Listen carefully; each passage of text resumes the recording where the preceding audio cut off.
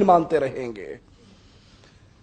تبلیغی جماعت کے بہت بڑے عالم مولانا طارق جمیل، ان کی ایک ویڈیو دیکھنے کا اتفاق ہوا، ان کی ایک تقریر سننے کا اتفاق ہوا، میرے پاس موجود ہے، آپ بھی دیکھیے، ہم نے تو دیکھی اور روئے، آپ بھی دیکھو اور سنیت کی غیرت کے مر جانے پر کرو، آپ بھی دیکھو اور اپنے دل سے اصحاب محمد کی محبت کو نہ مٹاؤ، کہ جس کے دل میں محمد کے صحابہ کی محبت نہیں رہتی وہاں پر ایمان بھی نہیں رہتا۔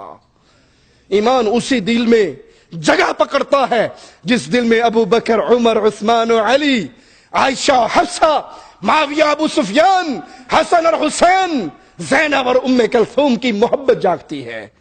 وہ کہتے ہیں، مولانا طارق جمیل صاحب کہتے ہیں کہ یہ بھی سن لو، صحابہ کرام کو کافر کہنے سے آدمی کافر نہیں ہوتا۔ صحابہ کرام کو کافر کہنے سے آدمی کافر نہیں ہوتا، یہ میں نے اپنے اکابر کے فتاوی میں کہیں پڑھا ہے۔ ایک آدمی کہتا ہے کہ تمام صحابہ کافر تھے، اس پر اس کے کفر کا فتویٰ نہیں آئے گا۔ تکفیر صحابہ کے قائل کو کافر نہیں کہا جا سکتا۔ یہ بھی سن لو کہ تک صحابہ کو کافر کہنے سے آدمی کافر نہیں ہوتا، یہ اپنے ہی اکابر کے فتاوی میں نے پڑھا ہے۔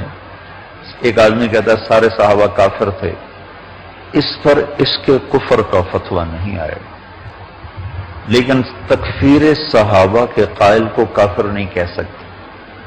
انا للہ و انا الیہ راجعون۔ خود ساختہ امت کے جوڑ کے لیے بے قرار ہونے والے مولویوں، اگر تم صحابہ کے ایمان پہ امت کو جوڑنا چاہتے ہو تو یہ خسارے کا سودا ہے۔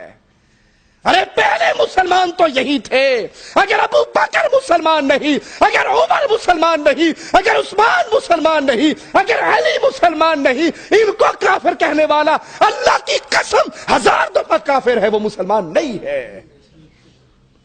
تمہاری غیرت اس کو مسلمان مانتی ہے تو مان لے۔ توحید کو اپنے سینے میں جگانے والے کی غیرت ابو بکر، عمر، عثمان کو کافر کہنے والے کو کبھی مسلمان نہیں کہہ سکتی۔ جاؤ ہماری روح اور جسم کے رشتوں کو توڑ دو، جاؤ ہماری ہڈیوں اور گوشت کو جدا کر دو، جاؤ ہمیں زندگی سے موت کا جام پلا دو، دھرتی کے اوپر سے دھرتی کے نیچے دفن کر دو۔ ابو بکر، عمر، عثمان کو کافر کہنے والے کو پھر بھی مسلمان نہیں مانتے۔ تم نے اسلام کی ساری بنیادیں ہی گرا کر رکھ دی۔ یہ مسلمان نہ بچے تو مسلمان کون ہے؟ ارے اگر ابو بکر نہ ہوتے، عمر نہ ہوتے، عثمان نہ ہوتے، تم بر صغیر والوں ہندوؤں کے مندروں میں ٹل کھڑکا رہے ہوتے، بتوں کے سامنے سجدہ ریز ہوتے۔ عثمان رضی اللہ عنہ وارضا، ذی النورین عثمان، بلوچستان کے ساحل پہ اپنے دور خلافت میں فوجیں نہ اتارتے، برصغیر میں ایمان نصیب نہ ہوتا۔ معاویہ رضی اللہ عنہ وارضا بحری پہلا بیڑا بنا کر قسطنطنیہ کو فتح نہ کرتے، اسلام کیسے پھیلتا؟ جنہوں نے اسلام کو پھیلایا تم نے انہی کے ایمان کے انکار کرنے والے کو ایمان کا سرٹیفکیٹ دے دیا۔ یہ صرف اس لیے کہ تاکہ تمہارے چلے چلتے رہیں، تمہاری محبتیں چلتے رہیں، ہر کوئی کہے جی بڑے بے ضرر ہے، کسی کو کچھ نہیں کہتے۔ یہ بے غیرتی ہے، یہ ایمان ہمیں قرآن اس کے خلاف درس دیتا ہے۔ جذبات میں نہیں کہہ رہا ہوں، اپنے پاس سے نہیں کہہ رہا ہوں، آؤ محمد کریم پہ نازل ہونے والا رب کا کلام سناؤں۔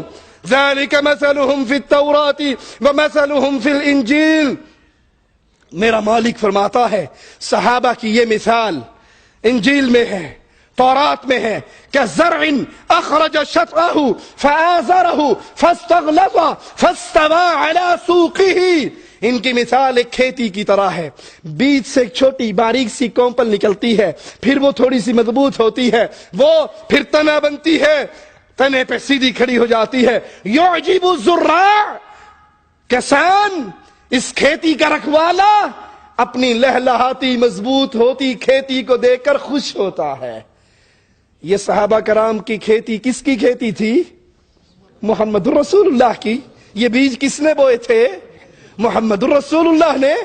یہ کھیتی محمد کریم کی، مثال صحابہ کی تھوڑے تھے، علی، ابو بکر، خدیجہ، بلال۔ پھر یہ کھیتی پھیلنے لگی، یہ مکہ میں پھیلی، یہ مدینہ میں پھیلی، یہ جزیرہ عرب میں پھیلی۔ پیارے حبیب اس کو دیکھ کر خوش ہوتے تھے۔ اگلا جملہ سنیے اور ان دیوس مولویوں کو سنائیے جو صحابہ کے دشمنوں کو، ان کو کافر کہنے والوں کو مومن مانتے ہیں۔ لِيَغِيظَ بِهِمُ الْكُفَّارِ، صحابہ سے نفرت کافر کرتا ہے۔ اس کھیتی کو دیکھ کر کس کو غصہ آتا ہے؟ غیظ و غضب میں کون تڑپتا ہے؟ محمد کریم کی بڑھتی ہوئی کھیتی کو کون برداشت نہیں کر سکتا؟ جو ان صحابہ سے نفرت کرے، بغض کرے، ان کے سینوں میں آگ جلے۔ ابو بکر، عمر، عثمان کا نام سن کے قرآن اس کو کافر ہونے کا سرٹیفکیٹ دیتا ہے۔ مولوی صاحب تم جتنا مرضی اسے مسلمان کہہ لو، قرآن مسلمان نہیں مانتا۔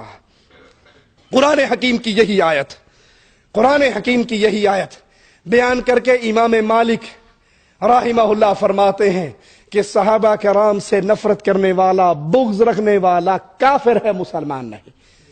ایک Live this life like a wayfarer journeying, like a stranger on his way back home.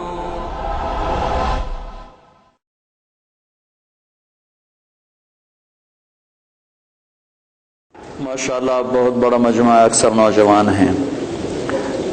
دین دو باتوں کا مجموعہ ہے، ایک عبادت اور ایک اخلاق۔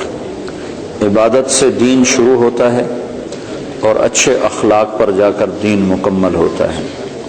دین کی ابتدا، فاؤنڈیشن، بنیاد وہ کلمہ، نماز، روزہ، حج، زکوٰۃ، اور دین کی انتہا، چھت، جہاں جا کے چھت پڑتی ہے، وہ اچھے اخلاق ہیں۔ اچھے اخلاق سے دین مکمل ہوتا ہے۔ دین کی تکمیل عبادت سے نہیں، اخلاق سے ہے، اور دین کی ابتدا میں عبادت ہے۔ عبادت میں نماز سب سے اعلیٰ درجے کی چیز، جو اللہ تعالیٰ نے 50 نمازیں شروع میں فرض کی، پھر ان کو 5 کر کے گھٹایا اور عرش پر بلا کر 50 نمازیں عطا فرمائیں۔ دینی 5 تھیں، دی 50، صرف یہ بتانے کے لیے کہ دنیا میں تمہارے آنے کا مقصد نماز کے سوا اور کچھ نہیں۔ لیکن پھر باقی کاروبار زندگی میں بھی ہمارا امتحان تھا، تو اللہ نے اس کو گھٹا کے 5 کر دی۔ جب 5 ہو گئیں، اللہ کے نبی ہر دفعہ آتے تھے اور کہتے تھے یا اللہ گھٹا دے۔ جب وہ 5 رہ گئیں تو اللہ تعالیٰ نے فرمایا میرے محبوب تیرے لیے 5، میرے لیے 50، کہ تیری امت کے ہر نمازی کو ہر نماز کے بدلے میں 10 نمازوں